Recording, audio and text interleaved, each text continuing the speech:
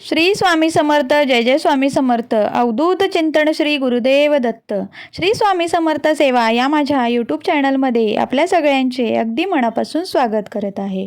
तर आजचा विषय आहे वास्तुशास्त्रानुसार पायऱ्यांची संख्या किती असावी किंवा पायऱ्या कोणत्या दिशेला असाव्या.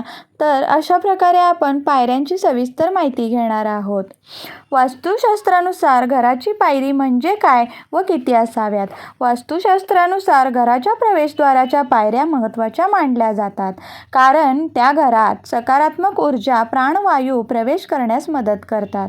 पायऱ्यांच्या संख्येवर देखील काही मार्गदर्शक तत्त्वे आहेत. पायऱ्यांची संख्या समान नको.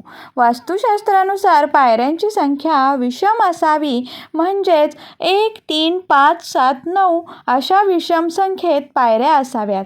विषम पायऱ्या घरात सकारात्मक ऊर्जा येण्यास मदत करतात आणि घरात सुख समृद्धी आणि शांती ठेवतात. पायऱ्यांचा आकार आणि सापेक्षतेचे महत्त्व. पायऱ्या रुंद, सोप्या आणि आरामदायक असाव्यात. घराच्या आकारानुसार पायऱ्या बनवणे महत्त्वाचे आहे. उंच आणि सडपातळ पायऱ्या घराच्या सौंदर्याला आणि सकारात्मक प्रवाहाला मदत करू शकतात. प्रवेशद्वार. घराच्या प्रवेशद्वाराच्या पायऱ्या उत्तर ईशान्य किंवा पश्चिम दिशेने असाव्यात. दक्षिण किंवा आग्नेय दिशेला प्रवेश असलेल्या पायऱ्या टाळाव्यात, कारण त्याला नकारात्मक ऊर्जा येण्याची शक्यता असू शकते. पायऱ्यांच्या रंगांचं महत्त्व. पायऱ्या हलक्या रंगात असाव्यात. गडद किंवा काळ्या रंगाचे पायऱ्यापासून टाळावे. वास्तुशास्त्रानुसार घराच्या पायऱ्या चुकीच्या प्रकारे बनवल्यास किंवा दोषपूर्ण असतील तर कुटुंबावर काही नकारात्मक परिणाम होऊ शकतात. खाली काही संभाव्य परिणाम दिलेले आहेत, तर ते मी आता तुम्हाला सांगते. आर्थिक अडचणी. चुकीच्या पायऱ्यांमुळे घराच्या आर्थिक स्थितीवर विपरीत परिणाम होऊ शकतो. आर्थिक तणाव, खर्चात वाढ किंवा पैशाची हानी होण्याची शक्यता असते. स्वास्थ्य समस्या.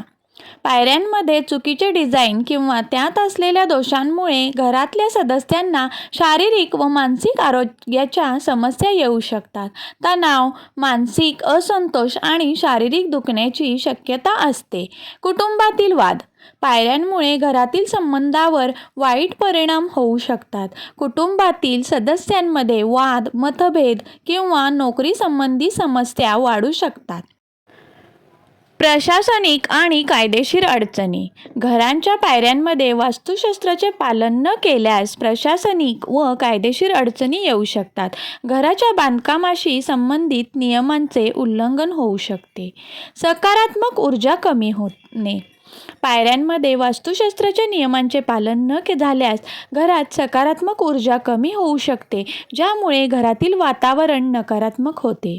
वास्तुशास्त्रानुसार घराच्या पायऱ्यांवर 12 इंच पिरॅमिड ठेवण्याचे महत्त्व आहे, कारण पिरॅमिड आकारातील संरचनांना सकारात्मक ऊर्जा आकर्षित करण्यास आणि नकारात्मक ऊर्जा नष्ट करण्यास मदत केली जाते.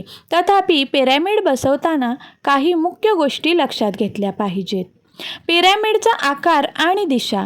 पिरॅमिडचा आकाराचा आणि दिशेचा विचार करणे महत्त्वाचे आहे. पिरॅमिड सामान्यतः चौरस किंवा त्रिकोणात्मक असू शकते. घराच्या प्रवेशद्वाराजवळ पायऱ्यांच्या सुरुवातीच्या ठिकाणी किंवा मध्यभागी पिरॅमिड ठेवले जाते. ते सकारात्मक ऊर्जा आणण्यासाठी प्रभावी ठरते. किती पिरॅमिड असावेत. सामान्यतः 1 किंवा 2 पिरॅमिड घराच्या प्रवेशद्वारावर किंवा पायऱ्यांच्या सापेक्ष ठिकाणी ठेवले जातात. काही प्रमाणात 3 पिरॅमिड ठेवणे देखील शुभ मानले जाते, पण त्यांची संख्या अधिक न करता घराच्या आकारानुसार समतोल साधला जातो. पिरॅमिडची संख्या विषम असावी. उदाहरणार्थ 1, 3, 5, 7, 9, कारण विषम संख्या सकारात्मक ऊर्जा आणते. पिरॅमिडसाठी सामग्री कोणती वापरावी. पिरॅमिड काचेचे, धातूचे, मातीचे किंवा वन क्रिस्टल सामग्रीपासून बनवले जातात. प्रत्येक सामग्रीच्या विशिष्ट प्रभावामुळे घरातील वातावरणावर वेगळा परिणाम होऊ शकतो. स्थान. पिरॅमिड घराच्या प्रवेशद्वाराजवळ किंवा पायऱ्यांच्या सुरुवातीला ठेवले जातात, ज्यामुळे घरात सकारात्मक ऊर्जा प्रवेश करते आणि नकारात्मक ऊर्जा बाहेर पडते. पिरॅमिड घराच्या ईशान्य कोपऱ्यात देखील ठेवता येते.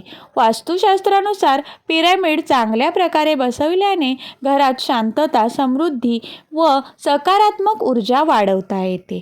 धन्यवाद. श्री स्वामी समर्थ. जय जय स्वामी समर्थ. अवधूत चिंतन श्री गुरुदेव दत्त. जर माझ्या व्हिडिओचा तुम्हाला विषय आवडत असेल तर माझ्या चॅनलला सबस्क्राईब करायला विसरू नका. बेल आयकॉन दाबा. लाईक करा, शेअर करा, कमेंट करा आणि धन्यवाद.